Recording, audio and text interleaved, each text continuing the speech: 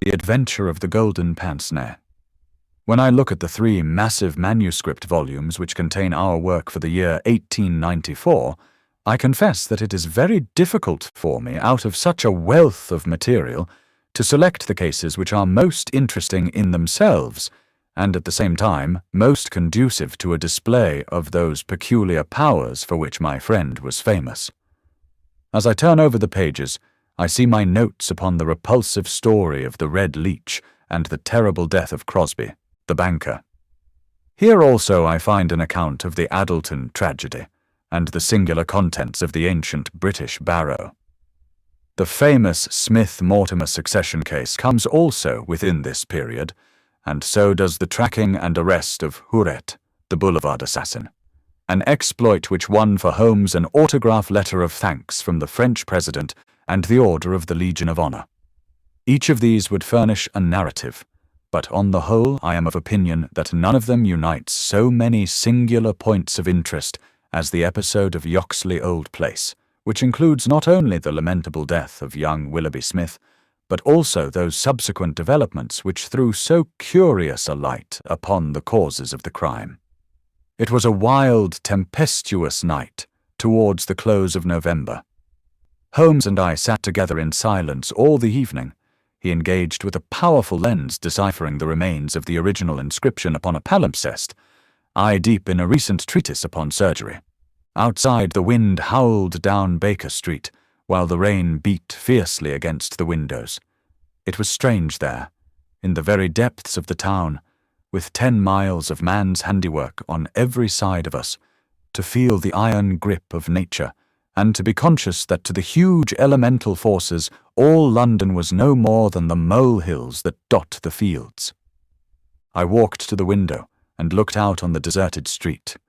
The occasional lamps gleamed on the expanse of muddy road and shining pavement. A single cab was splashing its way from the Oxford Street end.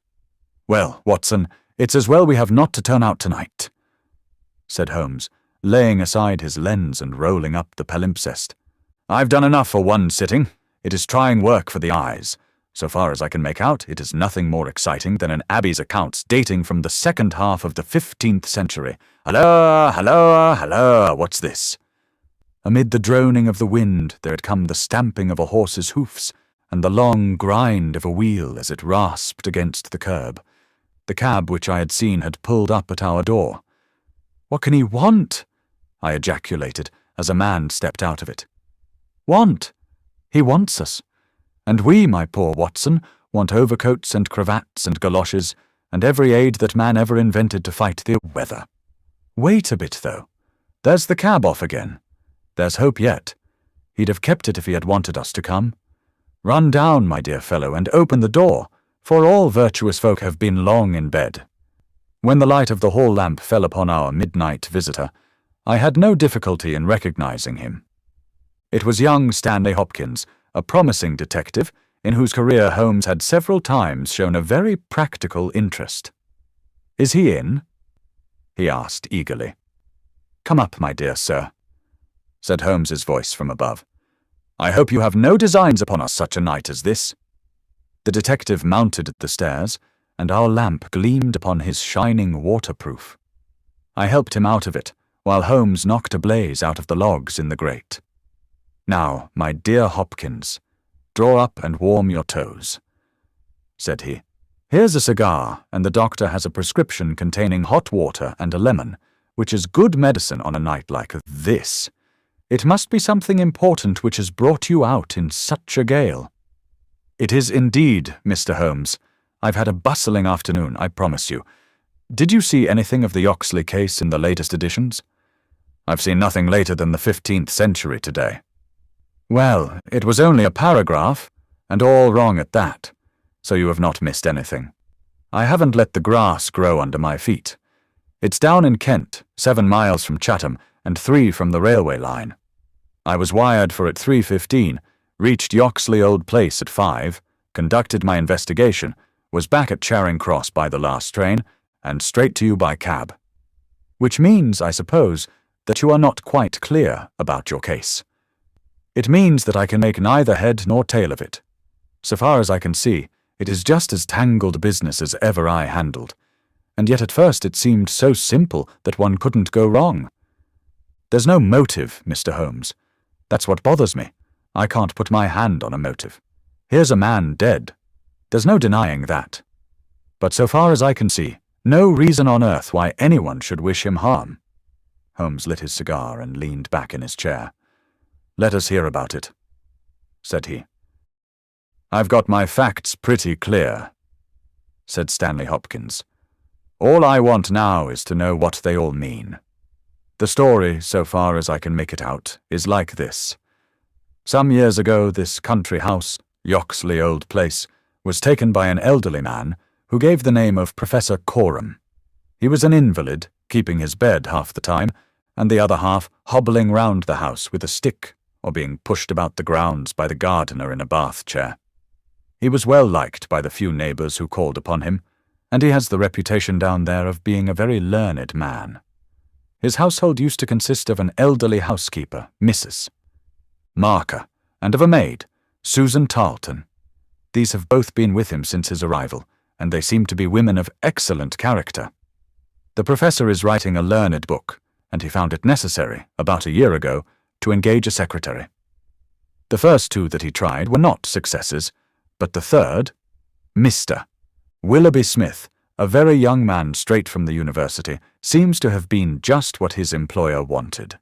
His work consisted in writing all the morning to the professor's dictation, and he usually spent the evening in hunting up references and passages which bore upon the next day's work. This Willoughby Smith has nothing against him, either as a boy at Uppingham or as a young man at Cambridge. I have seen his testimonials, and from the first he was a decent, quiet, hard-working fellow, with no weak spot in him at all.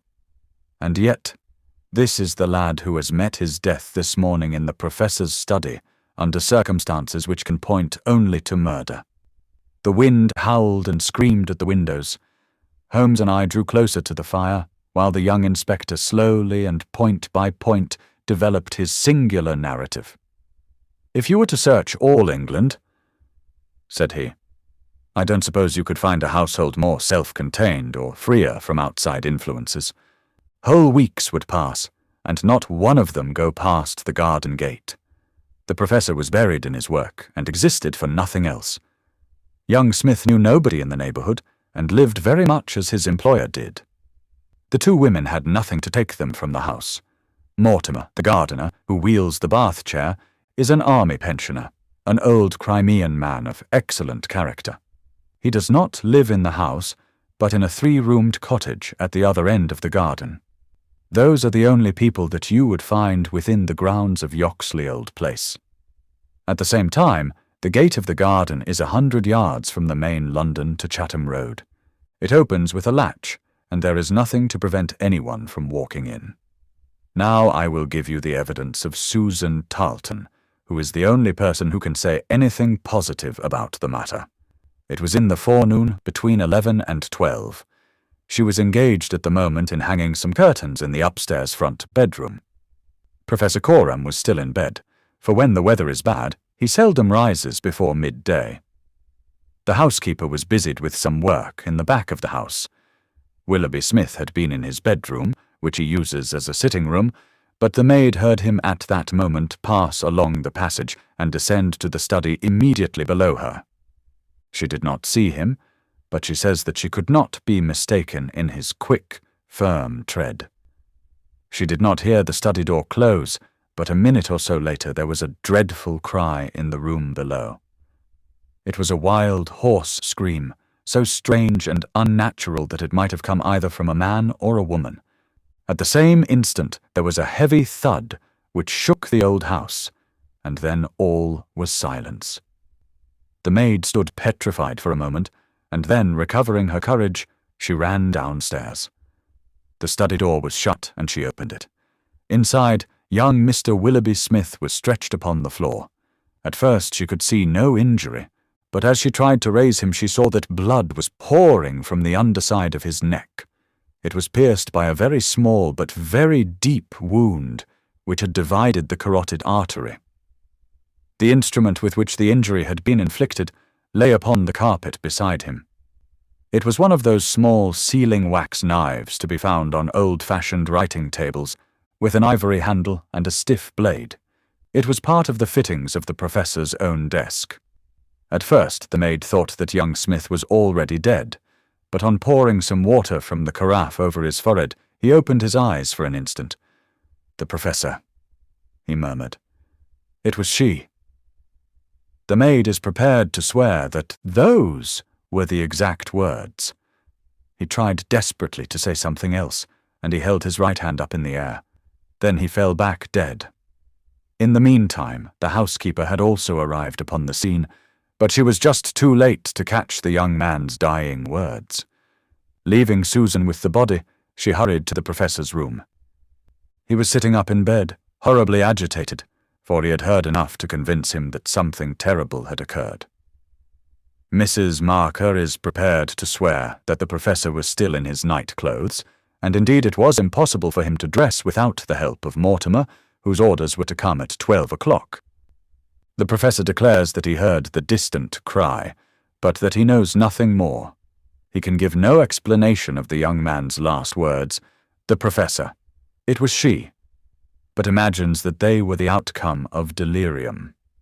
He believes that Willoughby Smith had not an enemy in the world, and can give no reason for the crime. His first action was to send Mortimer, the gardener, for the local police. A little later, the chief constable sent for me. Nothing was moved before I got there, and strict orders were given that no one should walk upon the paths leading to the house. It was a splendid chance of putting your theories into practice, Mr. Sherlock Holmes. There was really nothing wanting. "Except Mr. Sherlock Holmes," said my companion with a somewhat bitter smile. "Well, let us hear about it. What sort of a job did you make of it?" "I must ask you first, Mr. Holmes, to glance at this rough plan, which will give you a general idea of the position of the professor's study and the various points of the case. It will help you in following my investigation." He unfolded the rough chart, which I here reproduce, and he laid it across Holmes's knee. I rose and, standing behind Holmes, studied it over his shoulder. "It is very rough, of course, and it only deals with the points which seem to me to be essential. All the rest you will see later for yourself. Now, first of all, presuming that the assassin entered the house, how did he or she come in? Undoubtedly by the garden path and the back door, from which there is direct access to the study. Any other way would have been exceedingly complicated. The escape must have also been made along that line, for of the two other exits from the room, one was blocked by Susan as she ran downstairs, and the other leads straight to the professor's bedroom. I therefore directed my attention at once to the garden path, which was saturated with recent rain, and would certainly show any footmarks. My examination showed me that I was dealing with a cautious and expert criminal. No footmarks were to be found on the path. There could be no question, however, that someone had passed along the grass border which lines the path, and that he had done so in order to avoid leaving a track. I could not find anything in the nature of a distinct impression, but the grass was trodden down, and someone had undoubtedly passed. It could only have been the murderer, since neither the gardener nor anyone else had been there that morning, and the rain had only begun during the night. "One moment," said Holmes. "Where does this path lead to?" "To the road." "How long is it?" 100 yards or so. At the point where the path passes through the gate, you could surely pick up the tracks. Unfortunately, the path was tiled at that point." "Well, on the road itself?" "No, it was all trodden into mire." "Tut tut. Well then, these tracks upon the grass, were they coming or going?" "It was impossible to say. There was never any outline." "A large foot or a small?" "You could not distinguish." Holmes gave an ejaculation of impatience. "It has been pouring rain and blowing a hurricane ever since," said he. "It will be harder to read now than that palimpsest." "Well, well, it can't be helped. What did you do, Hopkins, after you had made certain that you had made certain of nothing?" "I think I made certain of a good deal, Mr. Holmes. I knew that someone had entered the house cautiously from without. I next examined the corridor. It is lined with coconut matting, and had taken no impression of any kind. This brought me into the study itself. It is a scantily furnished room. The main article is a large writing table with a fixed bureau. This bureau consists of a double column of drawers with a central small cupboard between them. The drawers were open, the cupboard locked.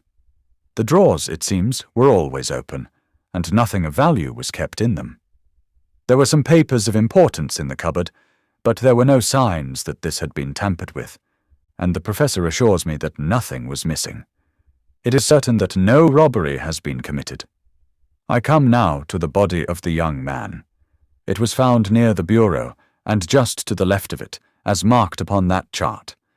The stab was on the right side of the neck, and from behind forward, so that it is almost impossible that it could have been self-inflicted, unless he fell upon the knife, said Holmes. Exactly. The idea crossed my mind. But we found the knife some feet away from the body, so that seems impossible. Then, of course, there are the man's own dying words. And finally, there was this very important piece of evidence which was found clasped in the dead man's right hand. From his pocket, Stanley Hopkins drew a small paper packet. He unfolded it and disclosed a golden pince-nez with 2 broken ends of black silk cord dangling from the end of it. Willoughby Smith had excellent sight, he added. There can be no question that this was snatched from the face or the person of the assassin. Sherlock Holmes took the glasses into his hand and examined them with the utmost attention and interest. He held them on his nose, endeavoured to read through them, went to the window, and stared up the street with them, looked at them most minutely in the full light of the lamp, and finally, with a chuckle, seated himself at the table and wrote a few lines upon a sheet of paper, which he tossed across to Stanley Hopkins. "That's the best I can do for you," said he. "It may prove to be of some use." The astonished detective read the note aloud. It ran as follows: "Wanted, a woman of good address, attired like a lady. She has a remarkably thick nose, with eyes which are set close upon either side of it. She has a puckered forehead, a peering expression, and probably rounded shoulders. There are indications that she has had recourse to an optician at least twice during the last few months. As her glasses are of remarkable strength, and as opticians are not very numerous, there should be no difficulty in tracing her."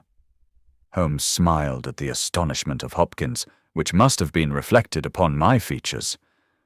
"Surely my deductions are simplicity itself," said he. "It would be difficult to name any articles which afford a finer field for inference than a pair of glasses, especially so remarkable a pair as these. That they belong to a woman I infer from their delicacy, and also, of course, from the last words of the dying man. As to her being a person of refinement and well-dressed, they are, as you perceive, handsomely mounted in solid gold, and it is inconceivable that anyone who wore such glasses could be slatternly in other respects. You will find that the clips are too wide for your nose, showing that the lady's nose was very broad at the base.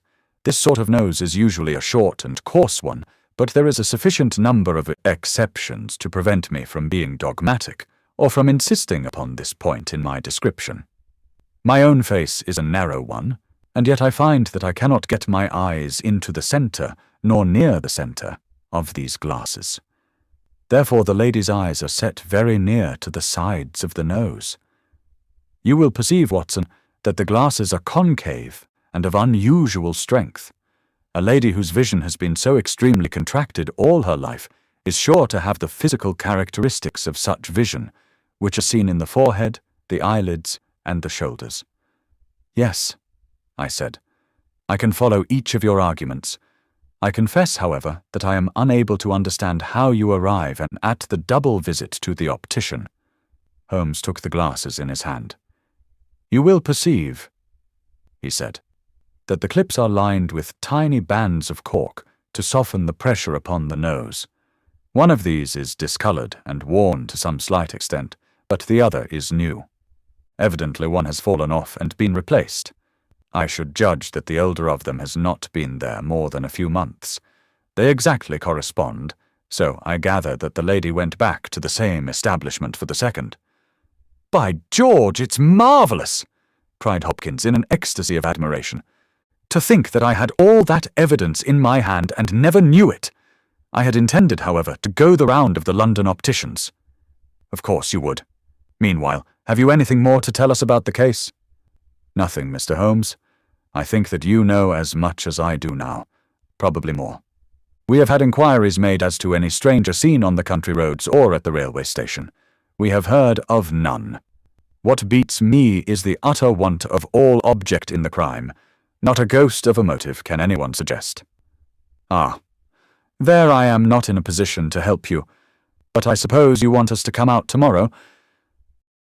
"If it is not asking too much, Mr. Holmes, there's a train from Charing Cross to Chatham at 6 in the morning, and we should be at Yoxley Old Place between 8 and 9. Then we shall take it. Your case has certainly some features of great interest, and I shall be delighted to look into it. Well, it's nearly 1, and we had best get a few hours' sleep. I dare say you can manage all right on the sofa in front of the fire. I'll light my spirit lamp, and give you a cup of coffee before we start." The gale had blown itself out next day, but it was a bitter morning when we started upon our journey. We saw the cold winter sun rise over the dreary marshes of the Thames and the long, sullen reaches of the river, which I shall ever associate with our pursuit of the Andaman Islander in the earlier days of our career. After a long and weary journey, we alighted at a small station some miles from Chatham. While a horse was being put into a trap at the local inn, we snatched a hurried breakfast, and so we were all ready for business when we at last arrived at Yoxley Old Place.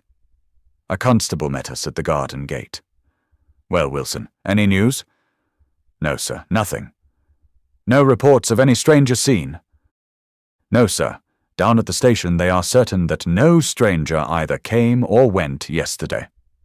"Have you had inquiries made at inns and lodgings?" "Yes, sir. There is no one that we cannot account for." "Well, it's only a reasonable walk to Chatham. Anyone might stay there or take a train without being observed. This is the garden path of which I spoke, Mr. Holmes. I'll pledge my word there was no mark on it yesterday." "On which side were the marks on the grass?" "This side, sir. This narrow margin of grass between the path and the flower bed. I can't see the traces now, but they were clear to me then." "Yes, yes. Someone has passed along," said Holmes, stooping over the grass border. "Our lady must have picked her steps carefully, must she not? Since on the one side she would leave a track on the path, and on the other an even clearer one on the soft bed." "Yes, sir. She must have been a cool hand." I saw an intent look pass over Holmes's face. "You say that she must have come back this way?" "Yes, sir. There is no other." "On this strip of grass?" "Certainly, Mr. Holmes." It was a very remarkable performance. Very remarkable. Well, I think we have exhausted the path. Let us go farther. This garden door is usually kept open, I suppose. Then this visitor had nothing to do but to walk in.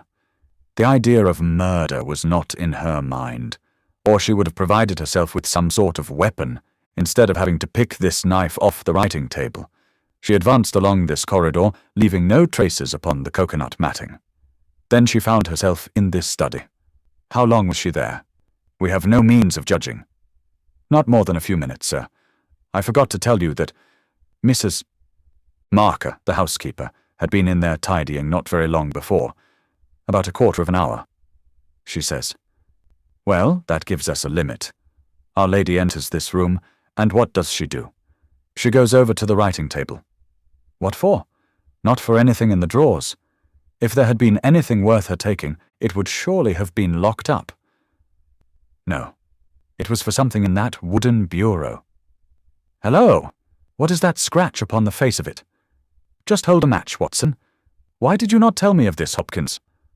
The mark which he was examining began upon the brasswork on the right-hand side of the keyhole and extended for about 4 inches where it had scratched the varnish from the surface.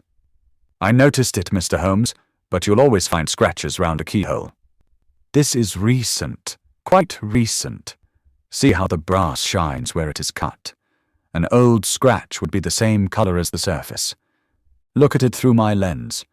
There's the varnish, too, like earth on each side of a furrow. Is Mrs. Marker there?" A sad-faced elderly woman came into the room. "Did you dust this bureau yesterday morning?" "Yes, sir." "Did you notice this scratch?" "No, sir, I did not." "I am sure you did not, for a duster would have swept away these shreds of varnish. Who has the key of this bureau?" "The professor keeps it on his watch chain." "Is it a simple key?" "No, sir, it is a Chubb's key." "Very good. Mrs. Marker, you can go. Now we are making a little progress." Our lady enters the room, advances to the bureau, and either opens it or tries to do so. While she is thus engaged, young Willoughby Smith enters the room. In her hurry to withdraw the key, she makes this scratch upon the door. He seizes her, and she, snatching up the nearest object, which happens to be this knife, strikes at him in order to make him let go his hold. The blow is a fatal one. He falls and she escapes, either with or without the object for which she has come. "Is Susan, the maid, there? Could anyone have got away through that door after the time that you heard the cry, Susan?" "No, sir, it is impossible. Before I got down the stair, I'd have seen anyone in the passage. Besides, the door never opened, or I would have heard it. That settles this exit. Then, no doubt, the lady went out the way she came. I understand that this other passage leads only to the professor's room. There is no exit that way?" "No, sir." "We shall go down it and make the acquaintance of the professor. Halloa, Hopkins. This is very important indeed. The professor's corridor is also lined with coconut matting." "Well, sir, what of that?" "Don't you see any bearing upon the case?" "Well, well, I don't insist upon it. No doubt I am wrong, and yet it seems to me to be suggestive. Come with me and introduce me." We passed down the passage, which was of the same length as that which led to the garden. At the end was a short flight of steps ending in a door. Our guide knocked, and then ushered us into the professor's bedroom. It was a very large chamber, lined with innumerable volumes, which had overflowed from the shelves and lay in piles in the corners, or were stacked all round at the base of the cases. The bed was in the centre of the room, and in it, propped up with pillows, was the owner of the house. I have seldom seen a more remarkable-looking person. It was a gaunt, aquiline face which was turned towards us, with piercing dark eyes, which lurked in deep hollows under overhung and tufted brows. His hair and beard were white, save that the latter was curiously stained with yellow around his mouth. A cigarette glowed amid the tangle of white hair, and the air of the room was fetid with stale tobacco smoke. As he held out his hand to Holmes, I perceived that it was also stained with yellow nicotine. "A smoker, Mr. Holmes?" said he, speaking in well-chosen English, with a curious little mincing accent. "Pray take a cigarette. And you, sir?"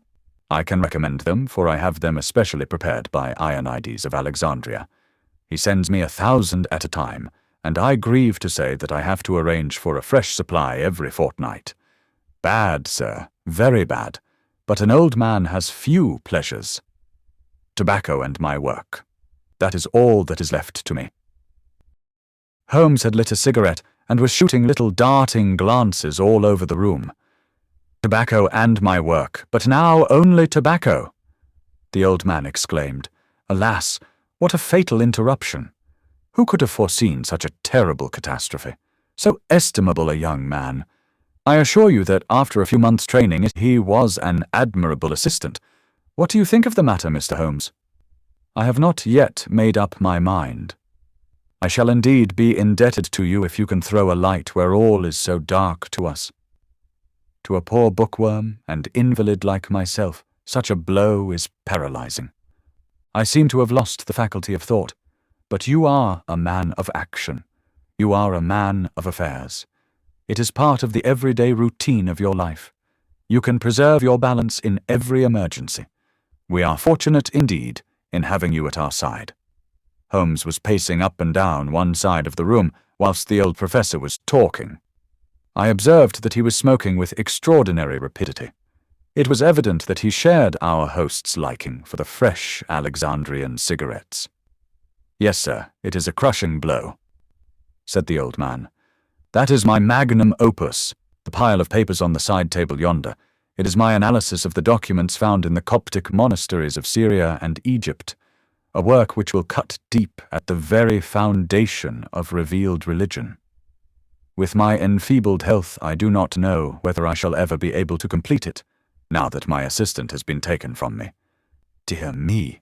Mr. Holmes, why, you are even a quicker smoker than I am myself. Holmes smiled. I am a connoisseur, said he, taking another cigarette from the box, his fourth, and lighting it from the stub of that which he had finished. I will not trouble you with any lengthy cross-examination, Professor Coram, since I gather that you were in bed at the time of the crime and could know nothing about it. I would only ask this. What do you imagine that this poor fellow meant by his last words? The professor. It was she. The professor shook his head. Susan is a country girl, said he. And you know the incredible stupidity of that class.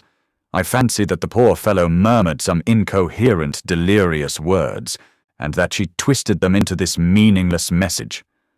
I see. You have no explanation yourself of the tragedy. Possibly an accident? Possibly. I only breathe it among ourselves, a suicide. Young men have their hidden troubles. Some affair of the heart, perhaps, which we have never known. It is a more probable supposition than murder. But the eyeglasses? Ah, I am only a student, a man of dreams. I cannot explain the practical things of life. But still, we are aware, my friend, that love gauges may take strange shapes. By all means, take another cigarette. It is a pleasure to see anyone appreciate them so. A fan, a glove, glasses. Who knows what article may be carried as a token or treasured when a man puts an end to his life? This gentleman speaks of footsteps in the grass, but after all, it is easy to be mistaken on such a point. As to the knife, it might well be thrown far from the unfortunate man as he fell. It is possible that I speak as a child, but to me it seems that Willoughby Smith has met his fate by his own hand. Holmes seemed struck by the theory thus put forward, and he continued to walk up and down for some time, lost in thought and consuming cigarette after cigarette. Tell me, Professor Coram, he said at last, what is in that cupboard in the bureau? Nothing that would help a thief. Family papers, letters from my poor wife, diplomas of universities which have done me honor. Here is the key. You can look for yourself. Holmes picked up the key and looked at it for an instant. Then he handed it back. No, I hardly think that it would help me, said he. I should prefer to go quietly down to your garden and turn the whole matter over in my head. There is something to be said for the theory of suicide which you have put forward. We must apologize for having intruded upon you, Professor Coram, and I promise that we won't disturb you until after lunch. At 2 o'clock we will come again and report to you anything which may have happened in the interval. Holmes was curiously distrait, and we walked up and down the garden path for some time in silence. Have you a clue? I asked at last. It depends upon those cigarettes that I smoked, said he. It is possible that I am utterly mistaken. The cigarettes will show me. My dear Holmes, I exclaimed, how on earth, Well, you may see for yourself. If not, there's no harm done. Of course, we always have the optician clue to fall back upon, but I take a shortcut when I can get it. Ah, here is the good Mrs. Marker. Let us enjoy 5 minutes of instructive conversation with her. I may have remarked before that Holmes had, when he liked, a peculiarly ingratiating way with women, and that he very readily established terms of confidence with them. In half the time which he had named, he had captured the housekeeper's good will, and was chatting with her as if he had known her for years. Yes, Mr. Holmes, it is as you say, sir. He does smoke something terrible. All day and sometimes all night, sir. I've seen that room of a morning. Well, sir, you'd have thought it was a London fog. Poor young Mr. Smith, he was a smoker also, but not as bad as the professor. His health. Well, I don't know that it's better nor worse for the smoking. Ah, said Holmes, but it kills the appetite. Well, I don't know about that, sir. I suppose the professor eats hardly anything. Well, he is variable. I'll say that for him. I'll wager he took no breakfast this morning, and won't face his lunch after all the cigarettes I saw him consume. Well, you're out there, sir, as it happens. for he ate a remarkable big breakfast this morning. I don't know when I've known him make a better one, and he's ordered a good dish of cutlets for his lunch. I'm surprised myself, for since I came into that room yesterday and saw young Mr. Smith lying there on the floor, I couldn't bear to look at food. Well, it takes all sorts to make a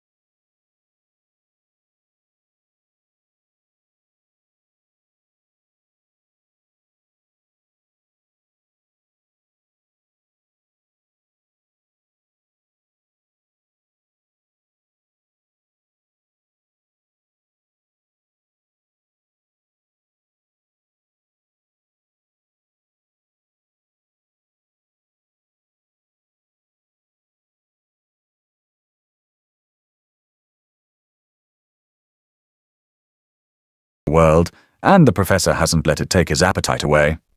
We loitered the morning away in the garden. Stanley Hopkins had gone down to the village to look into some rumours of a strange woman who had been seen by some children on the Chatham Road the previous morning. As to my friend, all his usual energy seemed to have deserted him. I had never known him handle a case in such a half-hearted fashion. Even the news brought back by Hopkins that he had found the children, and that they had undoubtedly seen a woman exactly corresponding with Holmes's description, and wearing either spectacles or eyeglasses, failed to rouse any sign of keen interest. He was more attentive when Susan, who waited upon us at lunch, volunteered the information that she believed Mr. Smith had been out for a walk yesterday morning, and that he had only returned half an hour before the tragedy occurred. I could not myself see the bearing of this incident, but I clearly perceived that Holmes was weaving it into the general scheme which he had formed in his brain. Suddenly he sprang from his chair and glanced at his watch. 2 o'clock, gentlemen, said he. We must go up and have it out with our friend, the professor. The old man had just finished his lunch, and certainly his empty dish bore evidence to the good appetite with which his housekeeper had credited him. He was, indeed, a weird figure, as he turned his white mane and his glowing eyes towards us. The eternal cigarette smouldered in his mouth. He had been dressed and was seated in an armchair by the fire. "Well, Mr. Holmes, have you solved this mystery yet?" He shoved the large tin of cigarettes which stood on a table beside him towards my companion. Holmes stretched out his hand at the same moment, and between them they tipped the box over the edge. For a minute or two we were all on our knees retrieving stray cigarettes from impossible places. When we rose again, I observed Holmes's eyes were shining and his cheeks tinged with colour. Only at a crisis have I seen those battle signals flying. "Yes," said he, "I have solved it." Stanley Hopkins and I stared in amazement. Something like a sneer quivered over the gaunt features of the old professor. "Indeed, in the garden?" "No, here." "Here? When?" "This instant."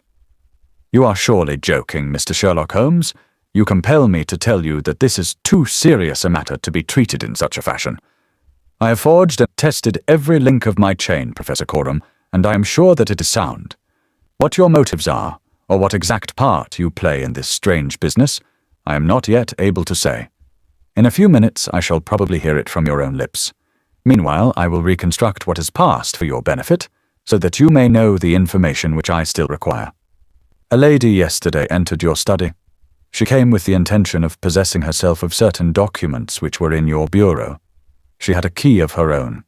I have had an opportunity of examining yours, and I do not find that slight discoloration which the scratch made upon the varnish would have produced.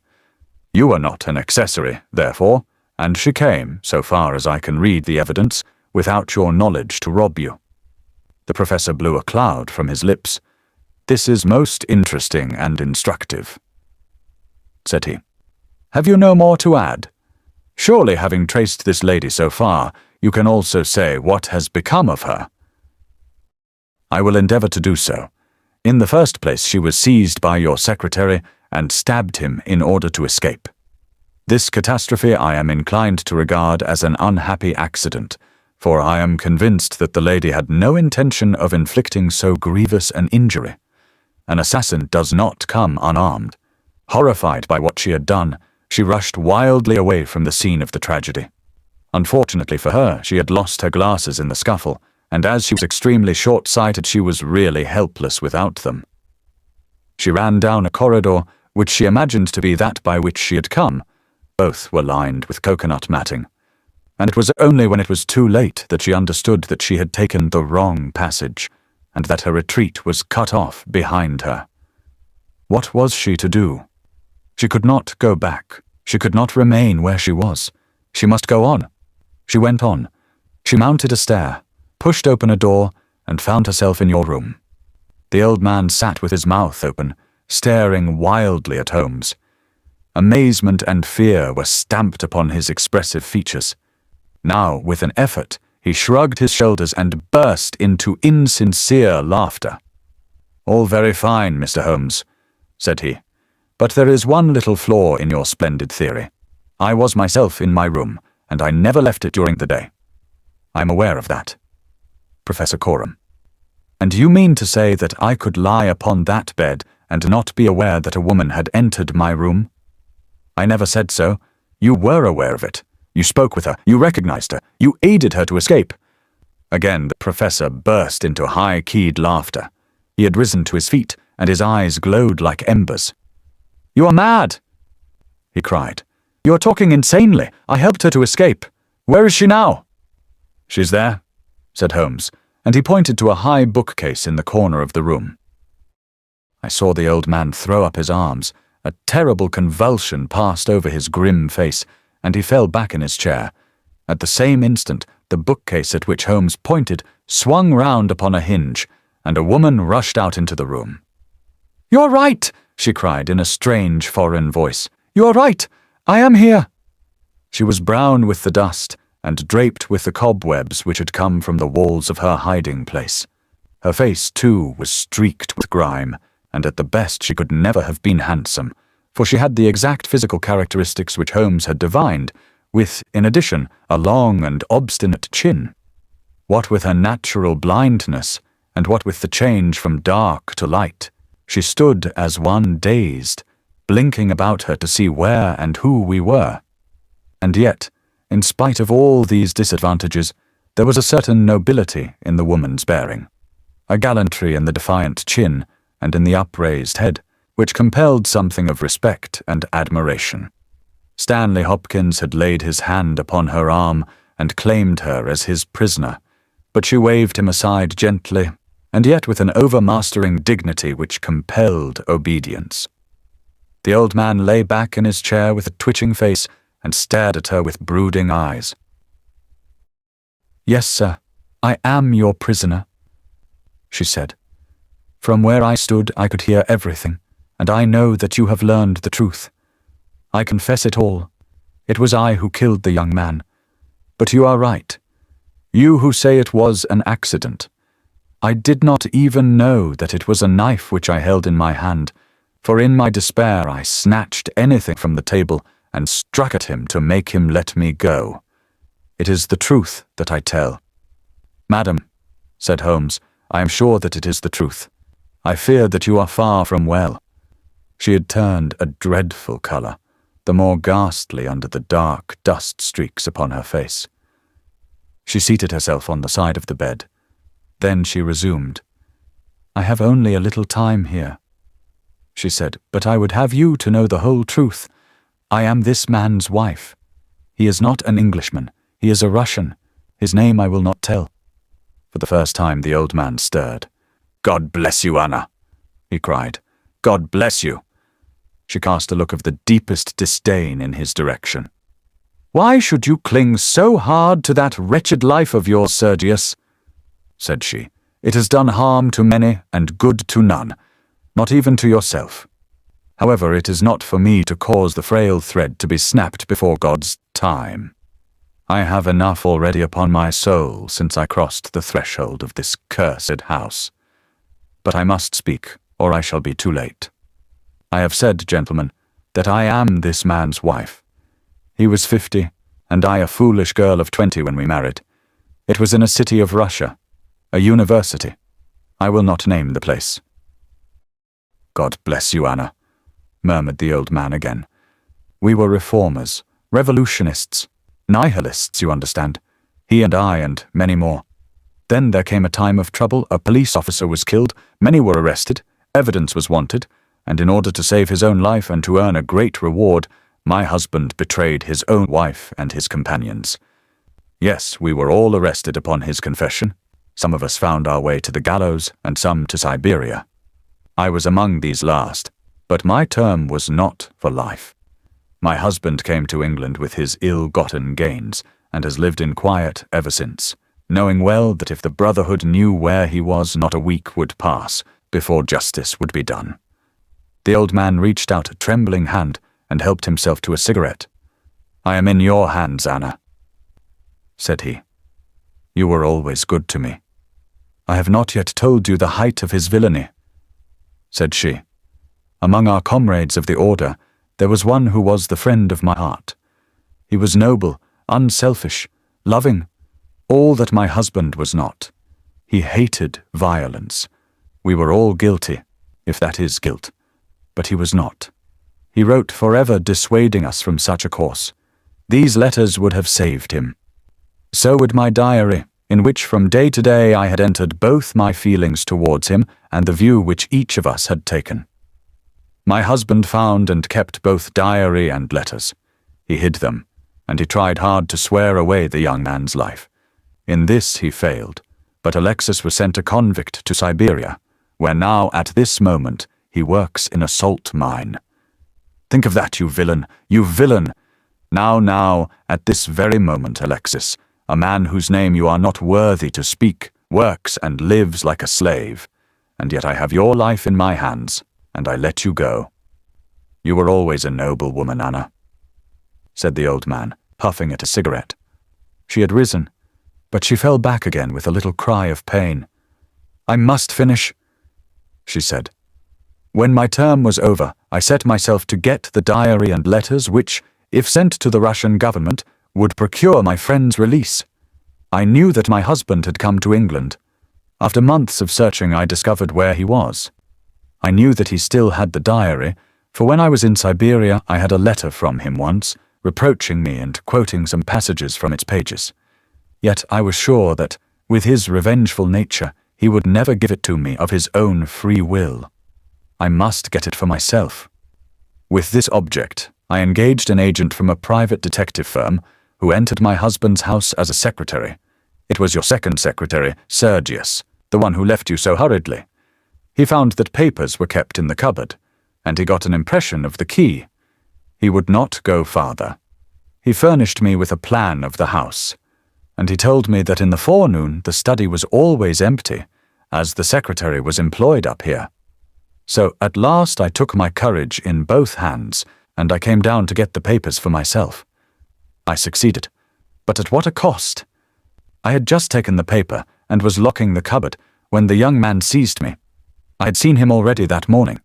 He had met me on the road, and I had asked him to tell me where Professor Coram lived, not knowing that he was in his employ.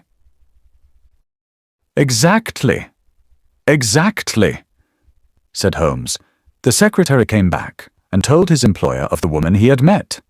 Then, in his last breath, he tried to send a message that it was she, the she whom he had just discussed with him. You must let me speak, said the woman in an imperative voice, and her face contracted as if in pain. When he had fallen, I rushed from the room, chose the wrong door, and found myself in my husband's room. He spoke of giving me up. I showed him that if he did so, his life was in my hands. If he gave me to the law, I could give him to the Brotherhood. It was not that I wished to live for my own sake, but it was that I desired to accomplish my purpose.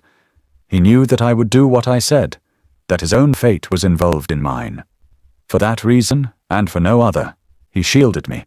He thrust me into that dark hiding place, a relic of old days, known only to himself. He took his meals in his own room, and so was able to give me part of his food. It was agreed that when the police left the house I should slip away by night and come back no more. But in some way you have read our plans. She tore from the bosom of her dress a small packet. "These are my last words," said she. "Here is the packet which will save Alexis. I confide it to your honor and to your love of justice. Take it. You will deliver it at the Russian embassy. Now, I have done my duty and—" "Stop her," cried Holmes. He had bounded across the room and had wrenched a small file from her hand. "Too late," she said, sinking back on the bed. "Too late! I took the poison before I left my hiding place. My head swims. I am going. I charge you, sir, to remember the packet." A simple case, and yet in some ways an instructive one, Holmes remarked as we travelled back to town. It hinged from the outset upon the pince-nez. But for the fortunate chance of the dying man having seized these, I am not sure that we could ever have reached our solution. It was clear to me, from the strength of the glasses, that the wearer must have been very blind and helpless when deprived of them.